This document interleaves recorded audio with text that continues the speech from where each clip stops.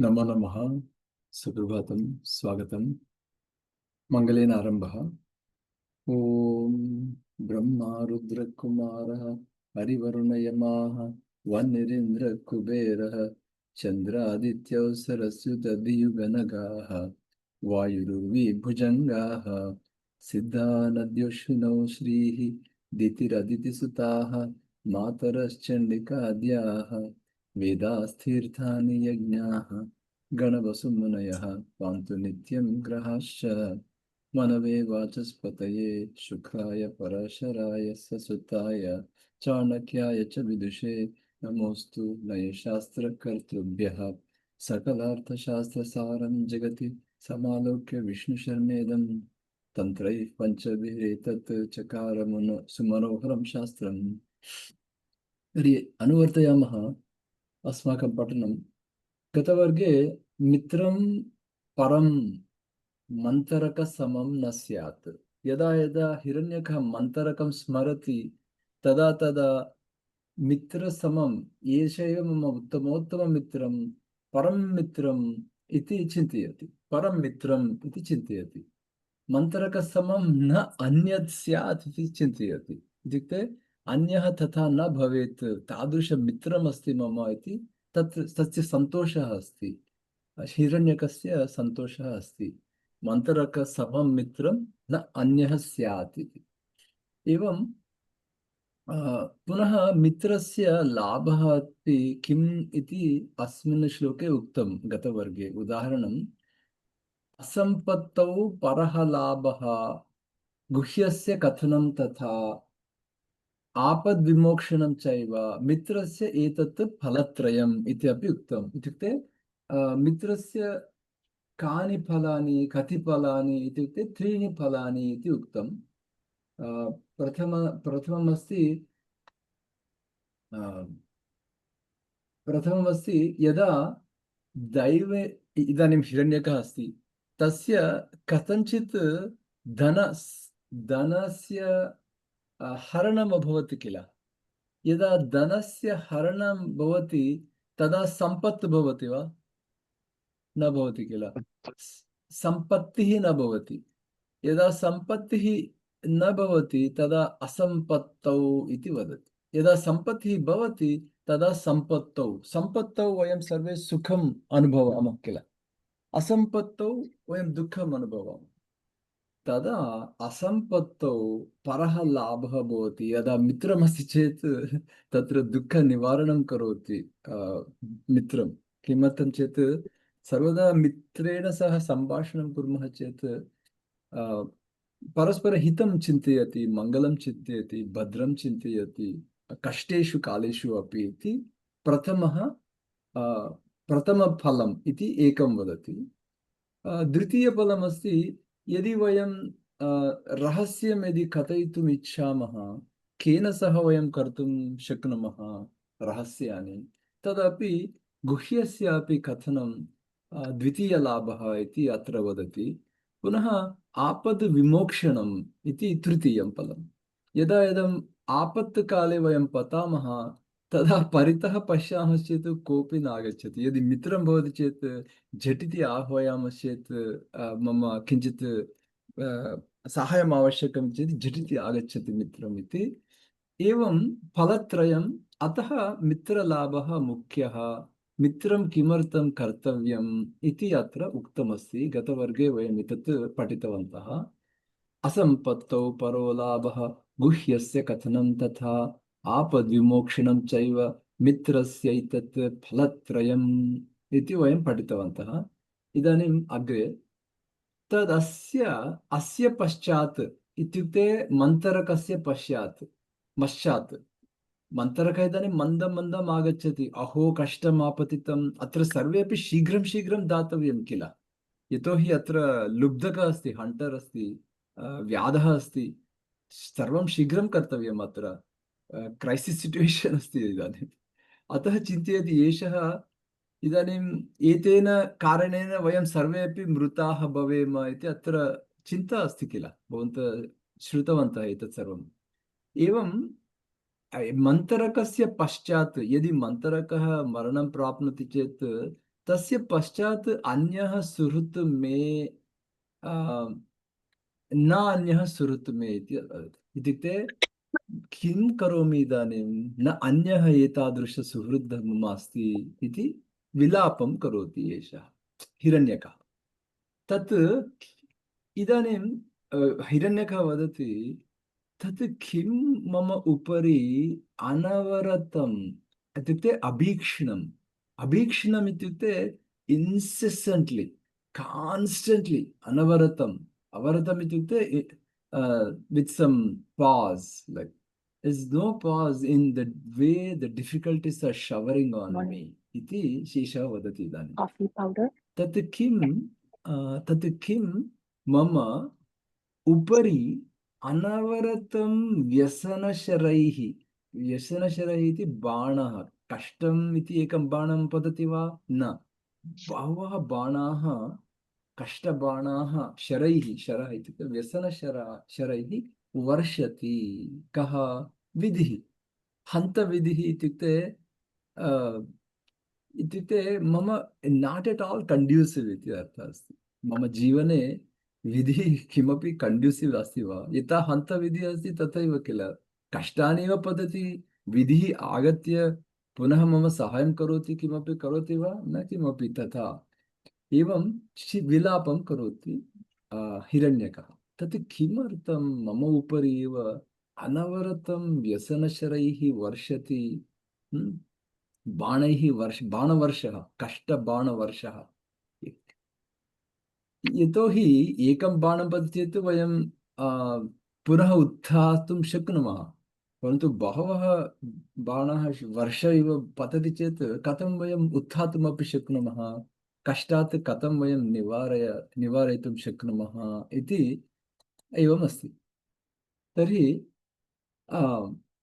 यतः आदौ इदानीं किमर्थं व्यसनशराः व्यसनबाणानि कथम् इति इदानीं विवरणं करोति हिरण्यकः इत्युक्ते कष्टयुक्तबाणाः कथम् आगच्छन्ति इति इदानीम् अत्र विवरणं करोति आदौ किम् अभवत् मम वित्तनाशः अभवत् इत्युक्ते मम धनस्य हरणम् अभवत् किल तदेकं व्यसनम् इत्युक्ते कष्टं क्రైసిस् सिचुएशन् एकं व्यसनं प्रथमम् आदौ तावत् वित्तनाशः ततः परं किम् अभवत् परिवारभ्रंशः सर्वे मां त्यक्तवन्तः परिवारभ्रंशः भ्रष्टः परिवारभ्रंशः परिवारत्यक्तः एषः गतं परिवारं सर्वं गतं तदनन्तरं तदपि व्यसनमेव तदपि कष्टमेव ततः देशत्यागः तदपि कष्टं नूतनस्थले पुनः कष्टानि भवन्ति ततः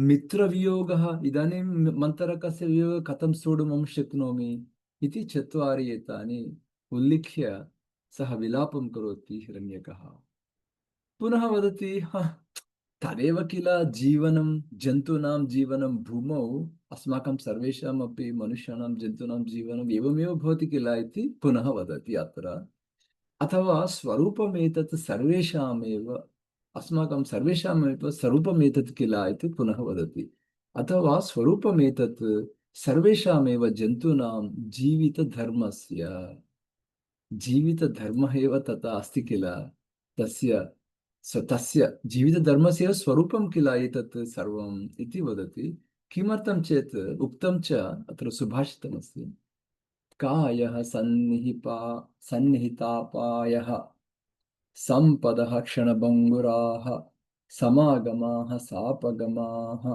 सर्वेषामेव देहिनां देही इत्युक्ते यः देहं प्राप्नोति जन्तुः वा मनुष्यः वा देहं यः प्राप्नोति सस्य सर्वदा कायः इत्युक्ते शरीरं शरीरं सर्वदा अपाययुक्तं भवति किल सन्निहित अपायः इत्युक्ते कदाचित् अपायमेव आगच्छति शरीरस्य कानिचन दिनानि अनन्तरं पुनः किमपि अपायः भवति शरीरस्य सर्वदा शरीरस्य सन्निहित अपायः शरीरं सन्निहित अपायं शरीरम् इति वदति कायः भवति चेत् किमपि भवति इति एकमस्ति पुनः सम्पत् सम्पत् शब्दस्य बहुवचनं सम्पदः सम्पदपि क्षणभङ्गुरः भवति, सम्पदः अपि क्षणभङ्गुराः भवन्ति। सम्पत् सर्वदं दीर्घकालं तिष्ठति वा, शाश्वतं वा? तदपि न। सम्पदः अपि क्षणभङ्गुराः। जीवितम्, अस्माकं जीवितम् एवं भवति, तत् स्वरूपमेव किल इति पुनः भवति। पुनः समागमाः अपि, इदानीम् अस्माकं मेलनम् अस्ति, सुभाषितगोष्ठी मेलनं वयं कुर्मः प्रातःकाले, तदनन्तरं विनोदं प्राप्नुमः। सुभाषितगोष्ठी मेलनेन विनोदं, तेन विनोदेन अस्माकं कालं नयति। इदानीम् एकघण्टा यावत् कालं नयामः वयं किल, सुभाषितगोष्ठीविनोदेन कालं नयामः किल वयं। तत् मेलनमपि पुनः वयं आपगमः इत्युक्ते, हिंदी भाषायामपि एकं गीतमस्ति किल, एक पल है मिलना एक पल बिछड़ना इति अस्ति किल। तत् आपगमः इत्युक्ते पुनः बिछड़ना, पुनः मिलनम्। एवं समागमाः अपि सापगमाः इत्युक्ते अपगमाः अपि भवन्ति, समागमाः अपि भवन्ति। मेलनानि अपि अपगमेन सह भवति इति, पुनः मेलनं भवति। एवं सर्वेषाम् एव देहिनाम् एवम् अस्ति किल इति सुभाषितम् एतत्। तर्हि भवन्तः कृपया अनुवदन्तु एतत् सुभाषितं। पुनः कायः सन्निहितापायः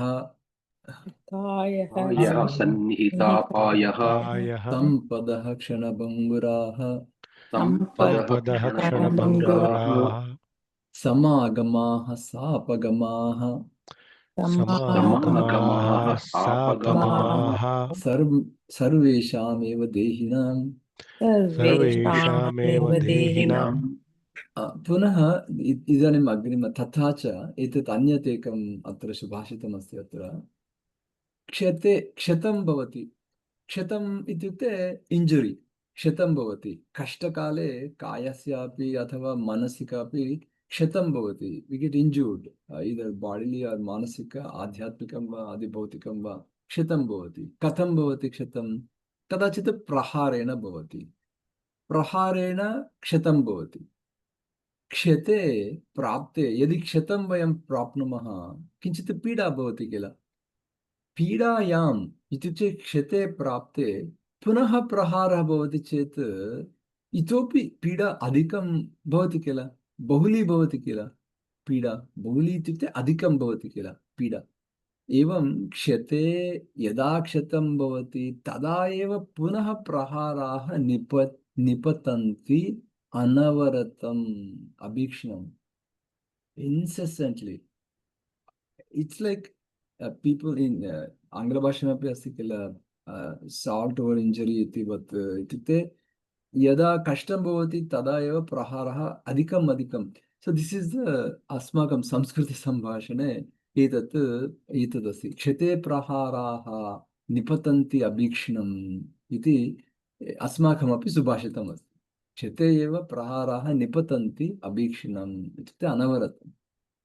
पुनः धनक्षये, यदा धनस्य क्षयं भवति तदा एव हङ्गर् भवति। जाटराग्निः, उदराग्निः दीव्यति इत्युक्ते बहुली भवति, वर्धति। तस्मिन् समये भवति, अन्यस्मिन् समये वयम् आहारस्य विषयं तावत् न चिन्तयामः। यदा धनक्षयं भवति इत्युक्ते कष्टे एव कष्टानि अधिकानि भवन्ति।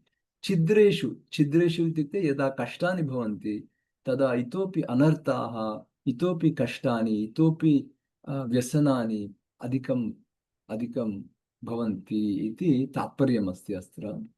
पुनः आपत्सु, यदा वयं कष्टकाले पतामः, बहु आपत्काले वयं पतामः, कष्टकालेषु एव द्वेषभावं प्रकटयन्ति परितः जनाः। इत्युक्ते कष्टकाले साहाय्यं कृत्वा उद्धर्तुं तादृशभावम् आवश्यकं किल, परन्तु विरुद्धभावं भवति। तस्मिन्नेव काले वैराणि अधिकानि भवन्ति, समुल्लसन्ति। See how nice that thing happened to that person. That's what they start thinking, that people around us. So आपत्सु एव वैराणि समुल्लसन्ति, समुल्लसन्ति इति अस्ति। एवं छिद्रेषु, कष्टकालेषु अनर्थाः बहुलीभवन्ति इति वदति। सुभाषितानि कथं सन्ति अत्र आश्चर्यमेतत् सर्वम्। अस्तु तर्हि भवन्तः कृपया अनुवदन्ति तत् एकवारम् अहं वदामि पुनः तत् क्षिते प्रहारा निपतन्त्यभीक्ष्णं धनक्षये दीव्यति जाटराग्निः आपत्सु वैराणि समुल्लसन्ति छिद्रेष्वनर्ताः बहुलीभवन्ति इति कृपया वदन्तु। एकमेकं वदामि पङ्क्तिशः। क्षते प्रहाराः निपतन्त्यभीक्ष्णं यते ते प्रहाराः प्रहारानिपतन्त्यभीक्ष्णम् प्रत्यन्तीक्ष्णम् धनक्षये दीव्यति जाटराग्निः धनक्षये धनक्षये दीव्यति दीव्यति जाठराग्निः जठराग्निः आपत्सु वैराणि समुल्लसन्ति आपत्सु आपत्सु वैराणि वैराणि समुल्लसन्ति समुल्लसन्ति छिद्रेष्वनर्ताः बहुलीभवन्ति। छिद्रेष्वनर्थाः छिद्रेष्वनर्थाः बहुलीभवन्ति। बहुलीभवन्ति।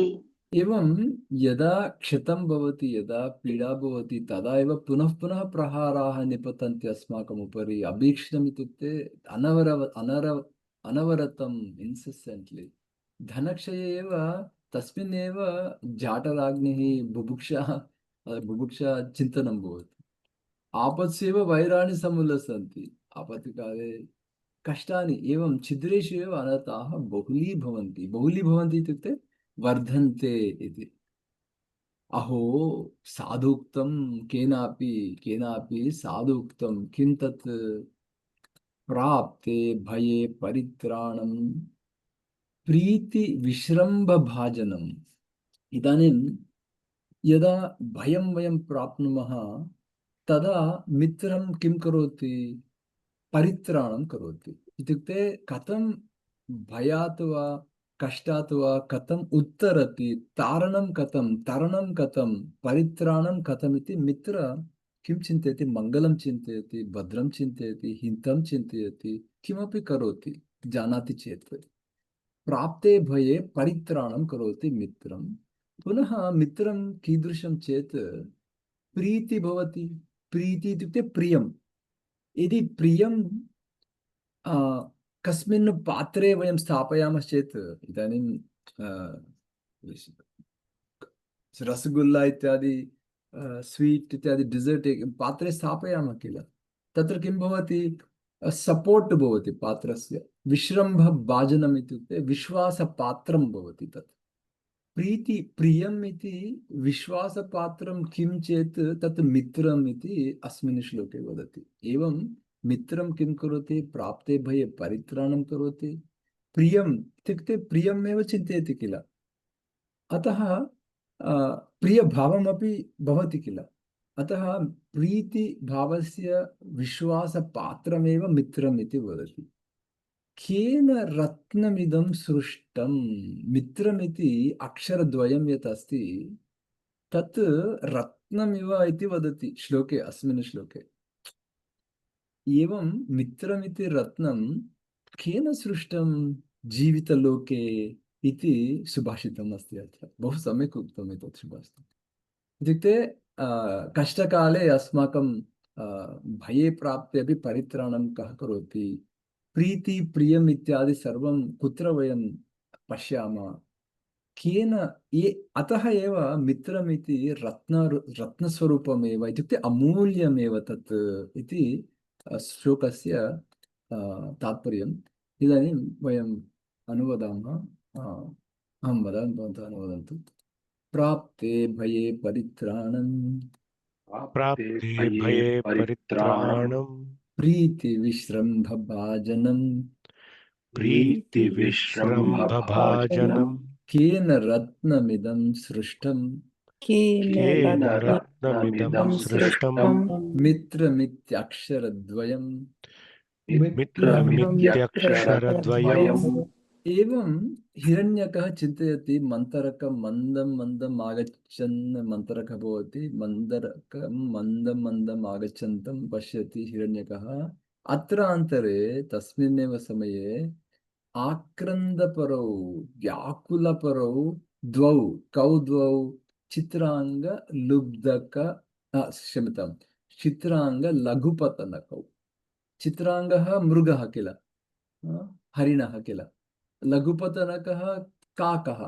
काकः इत्युक्ते वायसः, वायसः इत्युक्ते अर्थद्वयमस्ति। वायसः इत्युक्ते मित्रमपि अर्थः अस्ति, काकः अपि अर्थः अस्ति। एवं लघुपतनकः चित्राङ्गः तौ अतीव आक्रन्दपरौ अत्रान्तरे तत्रैव समायातौ। यदा यदा हिरण्यकः एतत् सर्वं वदति स्म तदा एव तत्रैव, अत्रान्तरे इत्युक्ते तदा एव तत्रैव समायातौ, आगतवन्तौ, सम्यक् आयातौ, समायातौ, सम्यक् आगतवन्तौ द्वौ किल। अथ हिरण्यकः आह, हिरण्यकः किं वदति अत्र, कः वदति इति अहं किञ्चित् प्रकाशितं कृतं मया पदं तत्। हिरण्यकः आह वदति, किं वदति, अहो किं वृथा प्रलि प्रलपितेन, किं वृथा प्रलपितं, प्रलापं किं वृथा प्रलपितम् इति, किं वृथा प्रलपितेन, यदा तद् यावद् एष मन्तरकः, इदानीं तत् यावत् एषः मन्तरकः दृष्टिगोचरात् नीयते। केन नीयते? व्याधेन, इत्युक्ते लुब्धकेन, व्याधेन। यावत् दृष्टिगोचरात् न नीयते इत्युक्ते दृष्टि अगोचरः मा भूत् एषः मन्तरकः मित्रम् इति चिन्तयति। यावदेष मन्तरकः दृष्टिगोचरात् न नीयते तावत् अस्य इत्युक्ते मन्तरकस्य मित्रस्य मोक्षोपायः चिन्त्यताम्। इत्युक्ते तस्य रक्षणार्थं मोक्षोपायः कथञ्चित् तस्य रक्षणं चिन्त्यताम् इति वदति। उक्तं च इदानीं मन्तरकं तत् बन्धनं कृत्वा स्थापयति किल। ओ क्षम्यताम्, मन्तरकम् इदानीं व्याधः किं करोति, पूर्वं बन्धनं कृत्वा तस्य धनुष्कोट्यां स्थापयति किल। इदानीं स्वीकृत्य गृहं गच्छति किल भोजनार्थं मन्तरकस्य। तत् अतः हिरण्यकः वदति मोक्षोपायः चिन्त्यतां, कथञ्चित् तस्य मोक्षणं, व्याधात् मोक्षणं वयं कुर्मः इति एषः हिरण्यकः वदति। किमर्थं चेत् कष्टकाले अतीव उत्तमोत्तमवाक्यानि वदामश्चेत् तत्र कार्यं भवति वा? सुभाषितं वदति चेत् कार्यं भवति वा? कार्यं करणीयं किल, मोक्षोपायः। अतः एव किं प्रलपितेन इति तथैव वदति, किं वृथा प्रलपितेन, तत्र मोक्षोपायः कर्तव्यः, तस्य विमोक्षणं कर्तव्यः इति वदति। उक्तं च व्यसनं प्राप्य यो मोहात् केवलं परिदेवयेत्, व्यसनं प्राप्य यः मोहात् केवलं परिदेवयेत् क्रन्दनं वर्धयति एव किल। इत्युक्ते कष्टं प्राप्य यः मोहं प्राप्नोति, प्रथमं कष्टं प्राप्नोति, तदनन्तरं किं करोमि किं न करोमि इति न जानाति सः, अतः मोहः भवति। मोहात् केवलं किं करोति, केवलं परिदेवयति, इत्युक्ते विलापं करोति, किमपि किमपि भाषणं करोति, परिदेवयेत्, परन्तु तत् सर्वं क्रन्दनं वर्धति एव किल। एवं व्यसनं प्राप्य मोहात् परिदेवयति चेत् तत्र आक्रोशं विलापं वर्धति एव, परन्तु सोल्यूशन् न भवति किल। अतः वदति व्यसनस्य अन्तं नाधिगच्छति। व्यसनस्य अन्तं यथा प्राप्नुमः तथा प्राप्नुमः इत्युक्ते अधिगच्छामः, यथा अधिगच्छामः तथा कर्तव्यं किल। अतः तस्य अन्तं नाधिगच्छामः यदि केवलं परिदेवना भवति चेत्। एवं वृथा प्रलपितं न भवेत्, वृथा परिदेवनं न भवेत्, कार्यं कृत्वा व्यसनस्य अन्तम् अधिगच्छामः यथा तथा कुर्मः इति हिरण्यकवचनम्। व्यसनं प्राप्य यो मोहात् केवलं परिदेवयेत् क्रन्दनं वर्धयति एव तस्य अन्तं नाधिगच्छति इति, नाधिगच्छति इति एकं केवलं व्यसनस्य उक्तं भेषजं नयपण्डितैः व्यसनस्य उक्तं भेषजं नयपण्डितस्य उच्छेदसमारम्भः विषादपरिवर्जनम्। इदानीं पण्डिताः किं वदन्ति इत्युक्ते भवद्भिः पण्डितैः भवन्तः सर्वे अपि नय इत्युक्ते नय इत्युक्ते नीतिशास्त्रपण्डिताः। यदा तदेव भवति एतत् पञ्चतन्त्रपठनेन नीतिशास्त्रं किं भवति बुद्धिबलं भवति। बुद्धिबलेन कार्याणि सिद्ध्यन्ति, सर्वं सिद्ध्यति बुद्धिबलेन इति नीतिशास्त्रस्य सारांशः। एवं नीतिशास्त्रपण्डिताः किं वदन्ति, व्यसनस्य क्यूर् इत्युक्ते भेषजं, भिषक् इत्युक्ते वैद्यः किं करोति, भेषजं करोति, मेडिसिन् इत्यादि ददाति किल, तेन किं भवति, दूरं भवति किल, उच्छेदः भवति। इत्युक्ते व्यसनस्य उच्छेदः इत्युक्ते the destruction and then the nirmulanam, sarvam nirmulanam, like the destruction of the problem, removal of the problem, uchcheda. So uchcheda samarambha, act to remove the problem, that those beginnings have to be taken place. Samarambha. Vyasanasya uchcheda samarambha eva cure भेषजम्। एवं नयपण्डितैः उक्तं, व्यसनस्य उक्तं, केवलं भेषजं किं चेत् उच्छेदसमारम्भः एव। तत् किं करोति, विषादपरिवर्जनं करोति, इत्युक्ते दुःखस्य परिवर्जनं करोति। परि इत्युक्ते समन्तात्, फ्रम् आल् डैरेक्षन्स्, वर्जनं करोति, इट् विल् डिस्ट्राय् द दुःखं फ्रम् आल् डैरेक्षन्स् इति वदति। Very nice, motivational. व्यसनं प्राप्य यो मोहात् केवलं परिदेवयेत्, क्रन्दनं वर्धयत्येव तस्यान्तं नाधिगच्छति। केवलं व्यसनस्य उक्तं भेषजं नयपण्डितैः, तस्य उच्छेदसमारम्भः विषादपरिवर्जनं। तर्हि एकमेकं वाक्यं वदामि, भवन्तः अनुवदन्तु।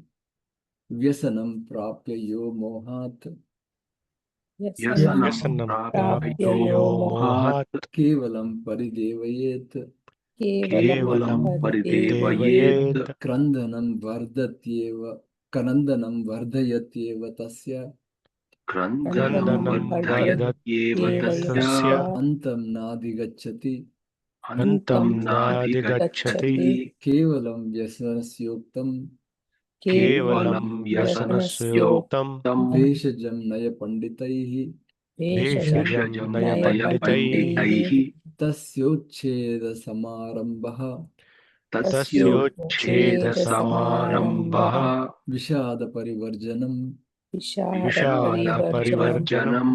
अन्यच्च पुनः एकम् अत्र सुभाषितम् उक्तम् अस्ति, किमर्थं कीदृश आलोचना अस्माकं परमा आलोचना, अस्माकं चिन्तनमपि परमं चिन्तनं किं भवति, मन्त्रयति, मन्त्रः इत्युक्ते आलोचना, अस्माकं स्ट्राटेजिक् थिङ्किङ्ग्, किं तत् द बेस्ट् स्ट्राटेजिक् थिङ्किङ्ग् किम् अस्ति तत् अत्र वदति अस्मिन् श्लोके। मन्त्रः इति अस्ति, मन्त्रः इत्युक्ते स्ट्राटेजिक् थिङ्किङ्ग्, मन्त्रयति इत्युक्ते स्ट्राटेजैसिङ्ग्। अत्र वदति यत् मन्त्र्यते इति। इदानीम् अत्र पश्यतु, अतीतलाभस्य सुरक्षणार्थम् इत्युक्ते पूर्वं यत् यत् प्राप्तं भवति, लाभः, यत् लाभः वा प्राप्तः भवति पूर्वं, तत्सर्वं सुरक्षणार्थं वयं चिन्तयामः चेत् तत् तादृशमन्त्रः परमः मन्त्रः इति वदति। यत् मन्त्र्यते चेत्, तादृशचिन्तनं यत्र भवति चेत्, असौ मन्त्रः इत्युक्ते एषः मन्त्रः परमः मन्त्रः इति वदति। एकम्। द्वितीयं वदति, भविष्यत् काले, इदानीं पूर्वकालम्, अतीतलाभः पूर्वकाले प्राप्तं लाभं सर्वं सुरक्षणं, भविष्यत् काले लाभः यत् भवति तस्य भविष्यलाभस्य अपि सङ्गमार्थं कदाचित् भविष्यत् लाभः भवति इति मेलनं वयं कुर्मः किल सङ्गमार्थं तादृशमेलनानि सङ्गम सङ्गमस्य अर्थं मेलनस्य अर्थम् एवं भविष्यलाभस्य अपि एकं सङ्गमार्थमपि पुनः आपत् प्रपन्नस्य च मोक्षणार्थम् आपत् इत्युक्ते कष्टं कष्टे पतितस्य तस्य प्रपन्नस्य इत्युक्ते शरणागतप्रपन्नस्य मोक्षणार्थम् इदानीं विनय पृच्छति किल अस्माकं आपत् प्रापन्नस्य मोक्षणार्थं यदि वयं चिन्तयामः अस्माकं वा स्वस्य वा बन्धुजनस्य वा मित्रस्य वा तादृश आपत् प्रपन्नस्य मोक्षणार्थं यदि वयं चिन्तयामः these स्ट्रेटेजिक् thinking of any of these are the best things to strategize. These are always the best things. Yet mantriyate yeshah paramaha hi mantraha. Atitalabhasya surakshanartham bhavishyalabhasya cha sangamartham आपत् प्रपन्नस्य च मोक्षणार्थं यन् मन्त्र्यते असौ परमो हि मन्त्रः कृपया अनुवदन्तु अतीतलाभस्य सुरक्षणार्थम् अतीतलाभस्य सुरक्षणार्थं भविष्यलाभस्य च संगमार्थम् भविष्यलाभस्य च संगमार्थं आपत् प्रपन्नस्य च मोक्षणार्थम् आपत्प्रपन्नस्य च मोक्षणार्थं यन्मन्त्र्यते असौ परमो हि मन्त्रः यन्मन्त्र्यतेऽसौ परमो हि मन्त्रः इदानीं तत् श्रुत्वा इदानीम् अत्र आपत् प्रपन्नस्य मोक्षणार्थम् इदानीं मन्त्रकः व्याधः गृह्णाति किल मन्त्रकं दर्भतृणतैः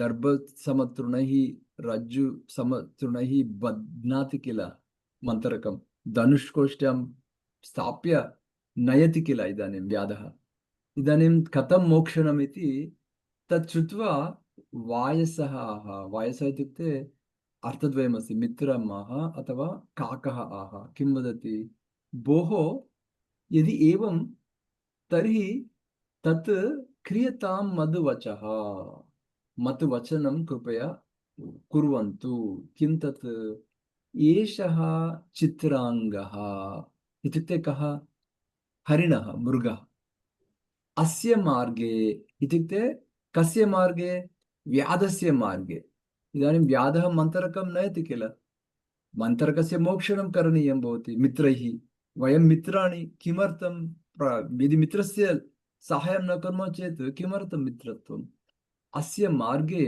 गत्वा व्याधस्य मार्गे गत्वा इत्युक्ते कष्टस्य मार्गे गत्वा किञ्चित् पल्वलं प्राप्य पल्वलम् इत्युक्ते लेक् सो एतदपि स्मरन्तु भवन्तः this is vocabulary building also पञ्चतन्त्रं पल्वलम् इत्युक्ते तत्र सरः भवति क्षम्यतां लेक् लघु लेक् लेक्स् भवन्ति किल यदा यदा वयं वने गच्छामः पल्वलं भवति किञ्चित् पल्वलम् आसाद्य इत्युक्ते प्राप्य तस्य तीरे पल्वलस्य तीरे पल्वलस्य the theorem of that lake तस्य तीरे निश्चेतनः निश्चेतनः इत्युक्ते यथा चेतनरहितः भवति तथा भूत्वा चित्राङ्गः पततु इत्युक्ते as if not moving निश्चेतनः यदि चित्राङ्गः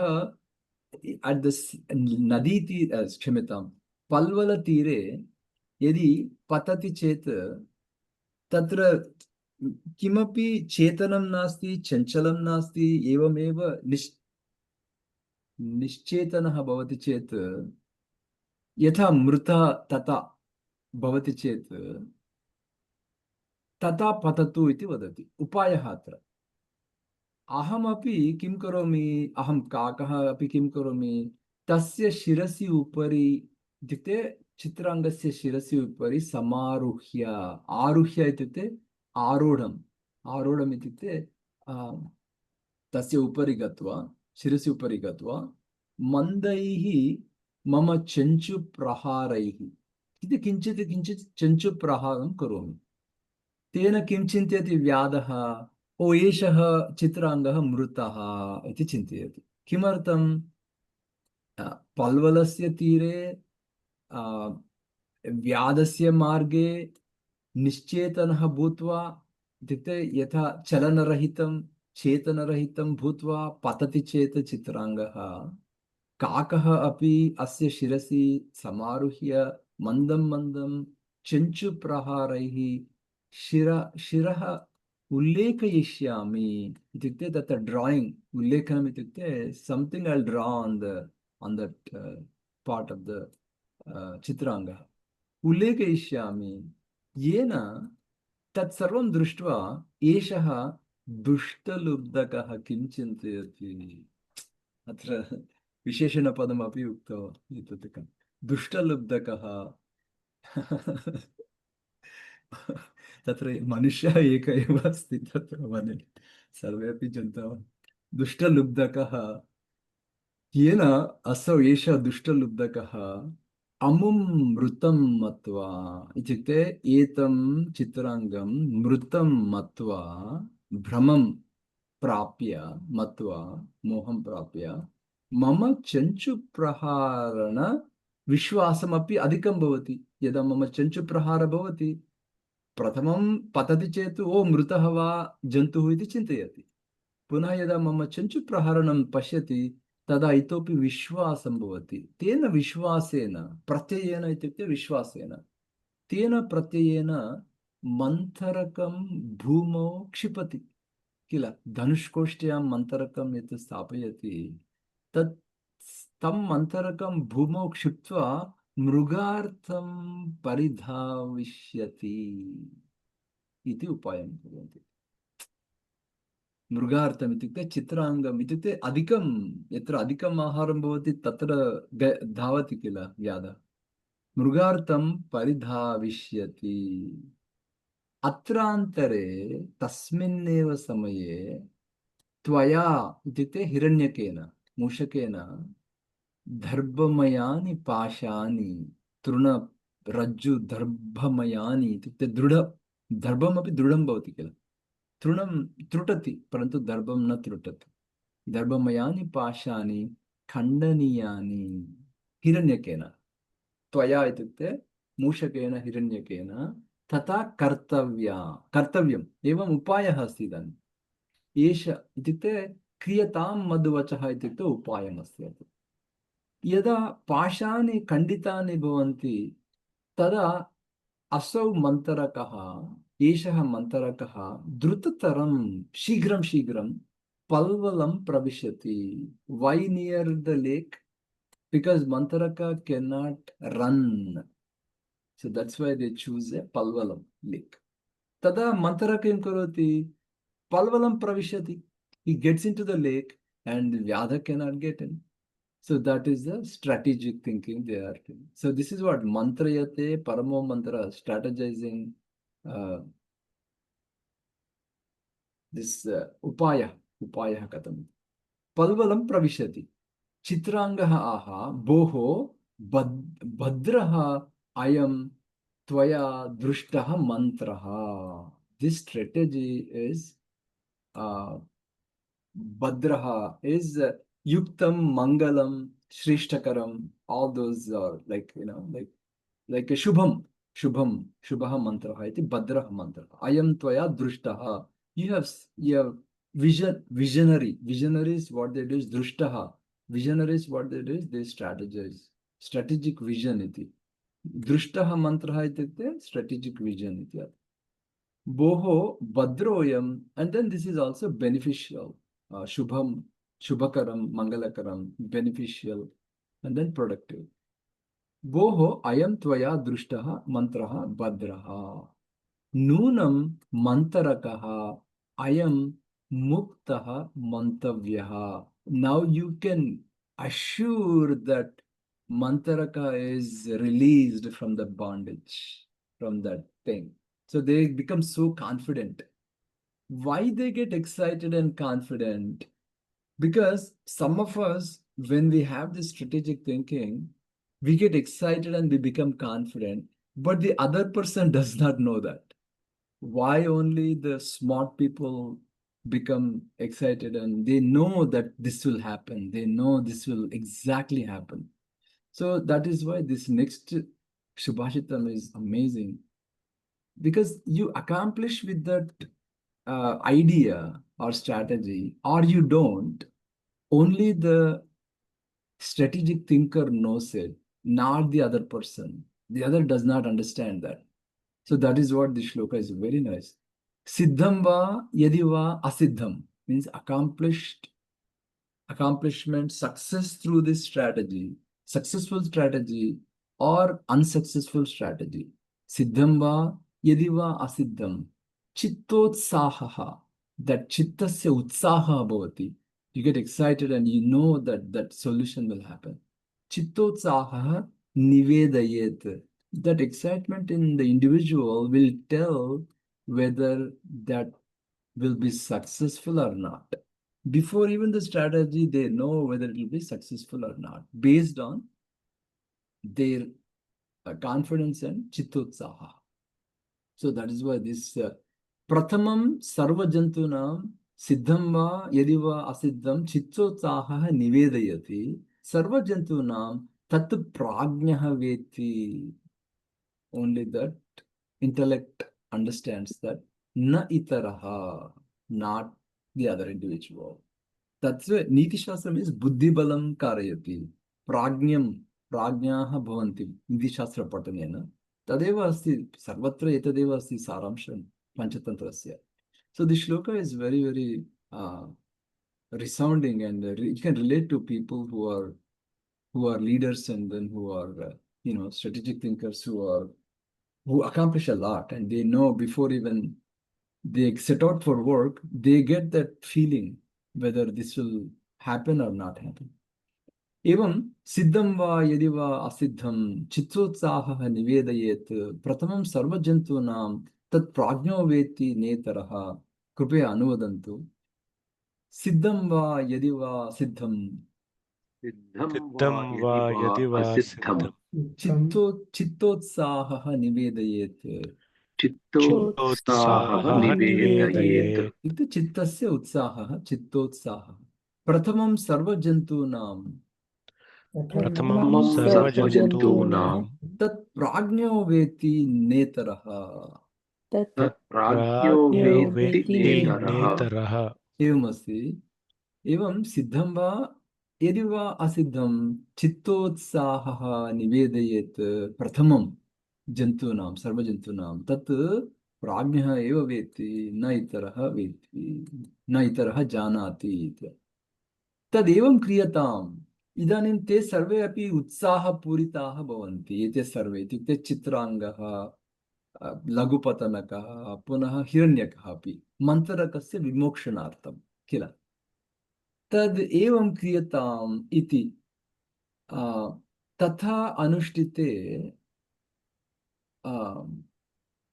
इदानीम् एतत् कः वदति? चित्राङ्गः वदति. Imagine Chitranga is going to act as if dead near the lake.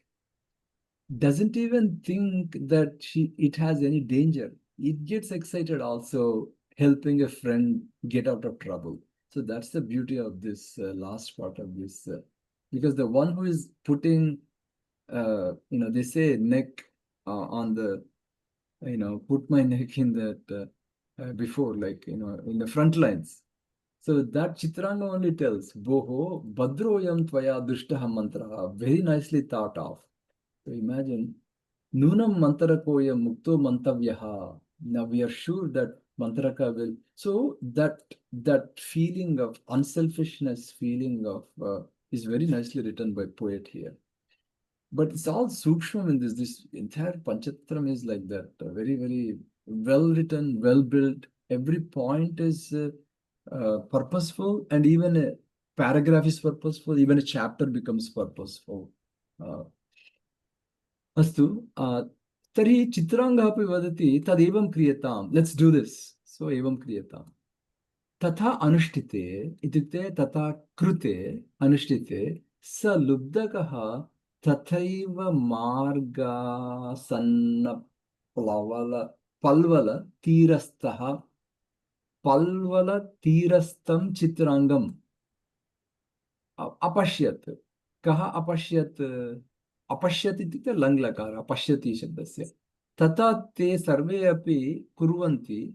तथा यदा ते कुर्वन्ति तथा तैः अनुष्ठिते सः लुब्धकः किम् अपश्यत्?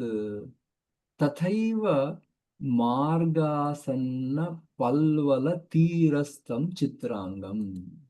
मार्ग समीपे एव मार्गे एव पल्वलं यत् भवति तत् पल्वलस्य तीरं यत् भवति तीरस्थः चित्रांगः भवति।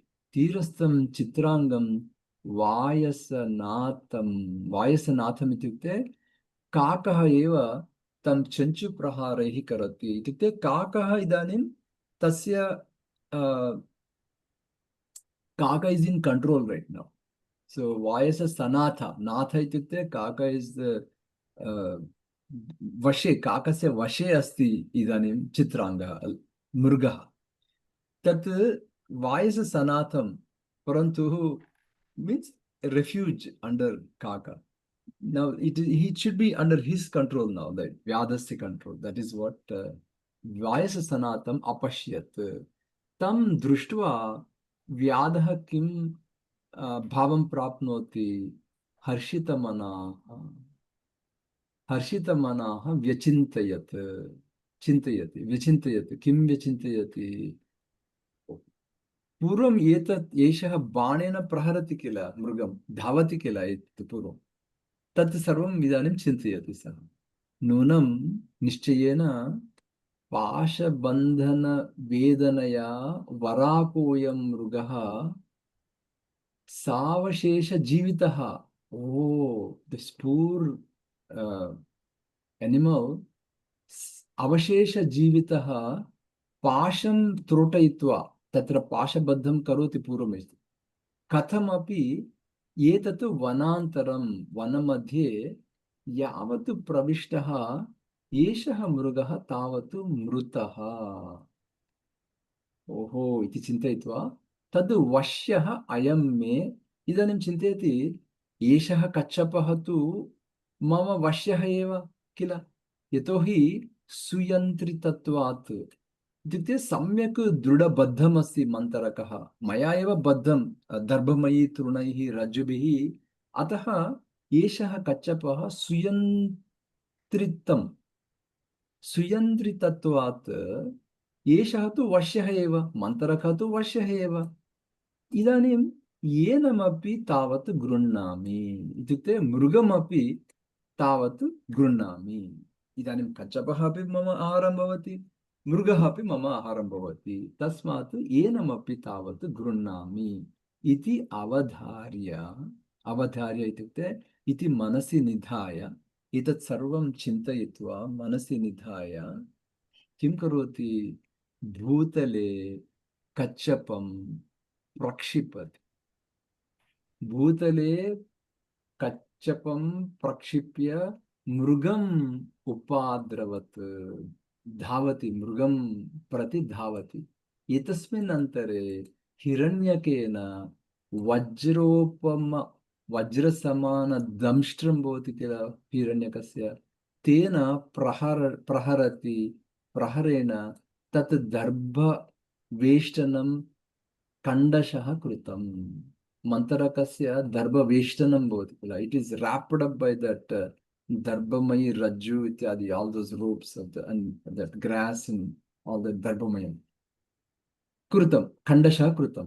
मन्तरकः किं करोति? यदा पाशबन्धनं खण्डनं भवति, मन्तरः किं करोति?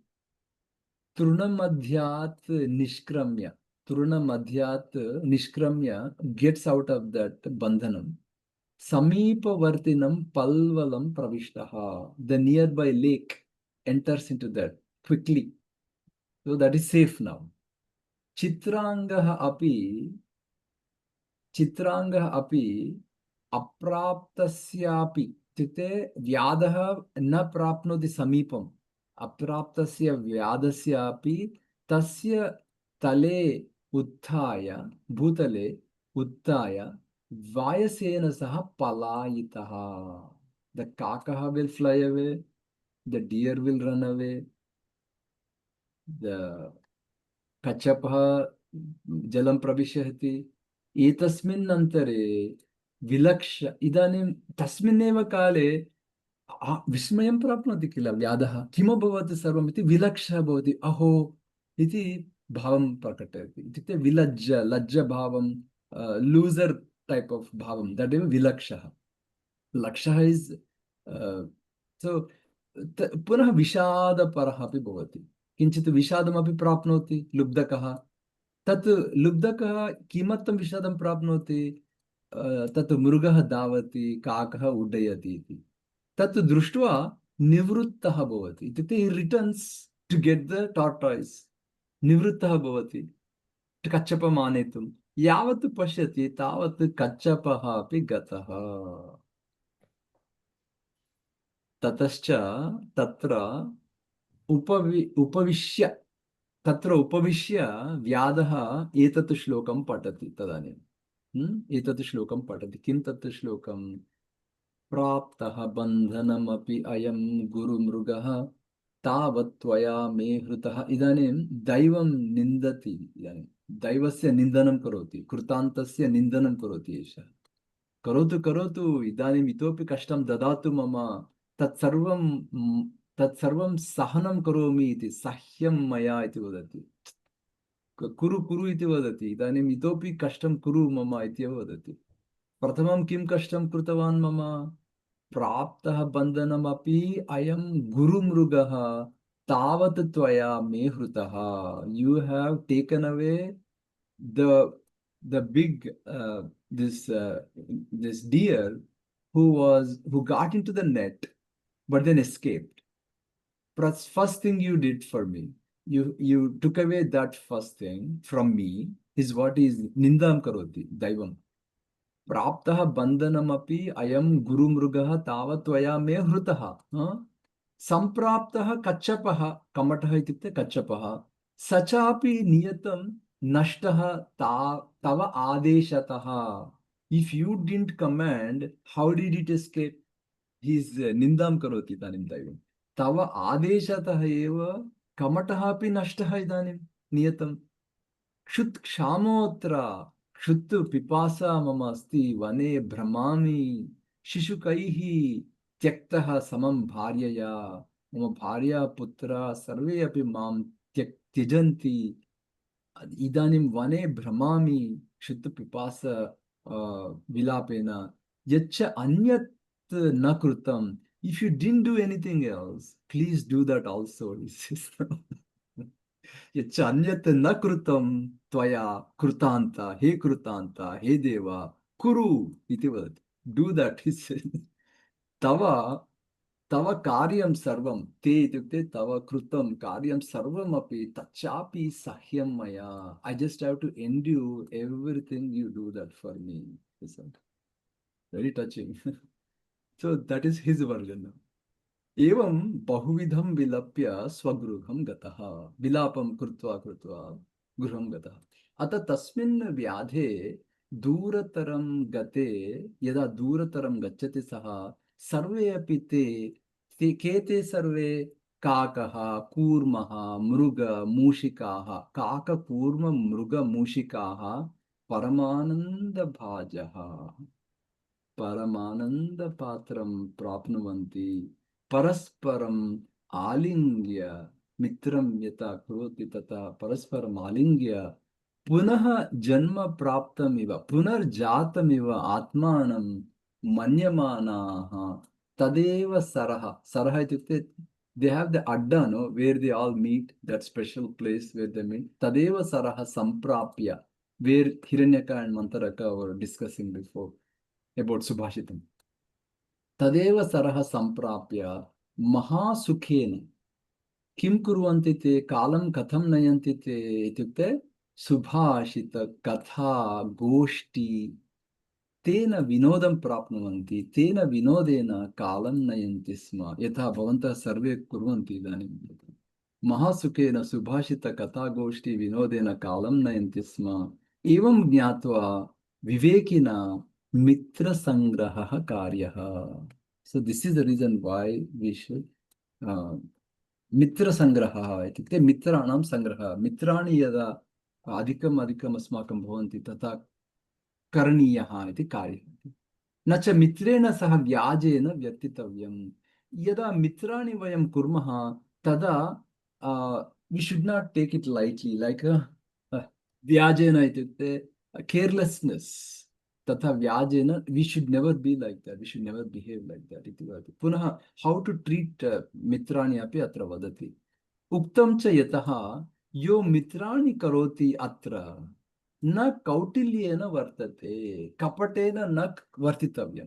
So you have to be straightforward and transparent and helpful, like integrity, not one thing before and something else behind. Kautilyam na kartavyam. Taihi samam na parabhutim samprapnoti. If you are taking care of your friends and if you are dedicated, mitraihi samam na parabhutim samprapnoti katanchana. Even in life, you will never fall down. Iti. Parabhutim is falling down or getting into places where you are insulted or you fell into difficulties. तैः समं मित्रैः समं न पराभूतम् इत्युक्ते मित्रस्य लाभः कः इति अत्रापि वदति. यदि तथा मित्राणि करोति चेत्, मित्रस्य सङ्ग्रहः करोति चेत्, कौटिल्येन न वर्तते चेत्, व्याजेन न वर्तितव्यं चेत्, तर्हि तव जीवनं सन्तोषेण भवति. तैः समं न पराभूतिं सम्प्राप्नोति कथञ्चन इति श्री विष्णुशर्मा विरचिते पंचतंत्रके मित्रसंप्राप्तिः नाम द्वितीयं तन्त्रं समाप्तम्.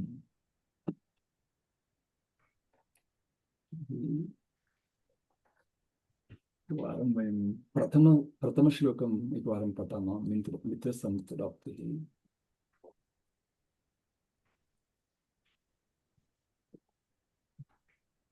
आदिमः श्लोकं यदस्ति तथा अत्र अस्ति.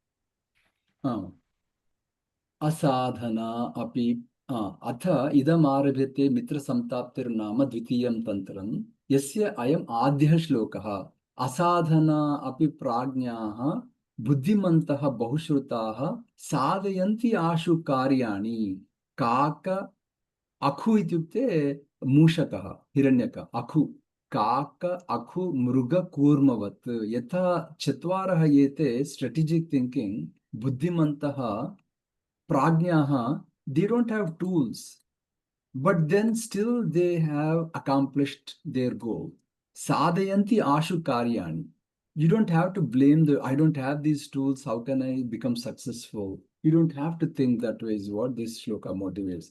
Asadhana api prajnaha buddhimantaha bahushrutaha kim kurvanti ashu shigram sadhayanti. They get accomplished very quickly. कार्याणि यत् करणीयानि तत् कथं चेत् काक अखु मृग कूर्मवत्. The way they did it, just a matter of strategic thinking. मंगलश्लोकं कपि मंगलश्लोकं वदतु. शान्तिमन्त्रं महोदय. शान्तिमन्त्रं. सर्वे भवन्तु सर्वे भवन्तु सुखिनः, सर्वे सन्तु निरामयाः, सर्वे भद्राणि पश्यन्तु, मा कश्चित् दुःखभाग् भवेत्. ओम शान्ति शान्ति शान्तिः. धन्यवादः महोदय. धन्यवादः. धन्यवादः. Have a good one. Safe travels everyone. धन्यवाद. नमस्ते.